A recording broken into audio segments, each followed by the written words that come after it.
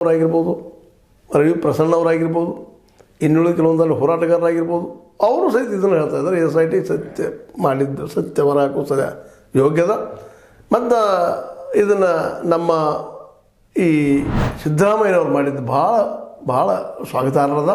ಇದಾಗಲಿ ಸತ್ಯ ಹೊರಗೆ ಬರತ್ತೆ ಅವರು ಹೇಳ್ತಾ ಇದ್ದಾರೆ. ಅಂದ್ರೆ ಎರಡೂ ಕಡೆಯ ಜನರಲ್ಲೇ ಇದು SIT ಯೋಗ್ಯದ, ಈ ತನಿಖೆ ಅದು ಸತ್ಯ ಹೊರಗೆ ಬರಲಿ ಅನ್ನೋದು ಇಬ್ಬರಲ್ಲೂ ಬರಲದು ಹೊರಗೆ.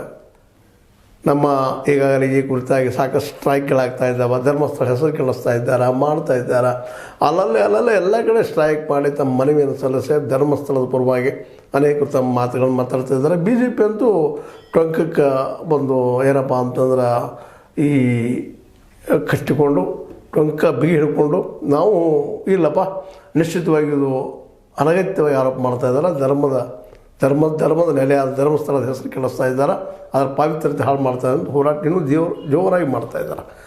ಅವ್ರು ಬಯಸಿದಂಗೆ ನಿಶ್ಚಿತವಾಗಿಯೂ ಅದೇನಪ್ಪ ಅಂತಂದ್ರೆ ಈಗೇನು ಆರೋಪ ಮಾಡುವಂಥವಿದೆಯಲ್ಲ ಅವೆಲ್ಲ ಸುಳ್ಳಾಗಿಲ್ಲ ಅನ್ನೋದು ಎಲ್ಲರ ಅಭಿಪ್ರಾಯನೂ ಅದ. ಮತ್ತು ಅವರು ಹೇಳ್ತಾ ಇದ್ದಾರೆ ನಾವು ಇವರಿಗಂದಿಲ್ಲ, ಇದು ಸಂಶಯಗಳು ಅಷ್ಟ, ಅದಕ್ಕೆ ಇದು ಪೂರ್ತಿ ತನಿಖೆ ಆಗಬೇಕು ಅಂತಿಲ್ಲ. ಅಂದರೆ ಎರಡೂ ಕಡೆ ತನಿಖೆಗೆ ಬದ್ಧಾಗಿದ್ದಾರೆ, ಮಾನಸಿಕವಾಗಿ ಸಿದ್ಧಾಗಿದ್ದಾರೆ.